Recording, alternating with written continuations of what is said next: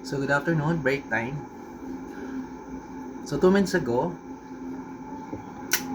naoperahan ako. So, during those days, no, I remember the verses na pinanghahawakan ng time na yun. It's in Exodus chapter 14, verse 14. It says that the Lord will fight for your battles. All you have to do is to be still.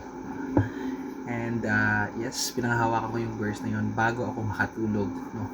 And I believe that the Lord really works in mysterious way, kasi nung nagising ako sa recovery room, I still remember the same verse, no. And the doctor had asked me if kaya ko bang kumilos, nakakapagsalita ba ako, and fortunately lahat ng yun nagagawa ko. So during the process, I came to realize na it's really the Lord, no, helps you to fight for your battles.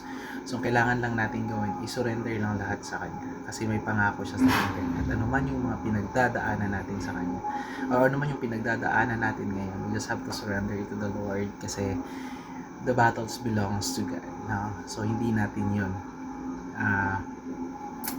kayang mag-isa. So invite natin siya to fight against our battles every day, and for sure the Lord, no, kasi sabi niya mga salita, no, His word, no, will never return to Him void. So lahat ng mga promises ni Lord, it will come to pass. Totoo po yung mangyayari sa atin.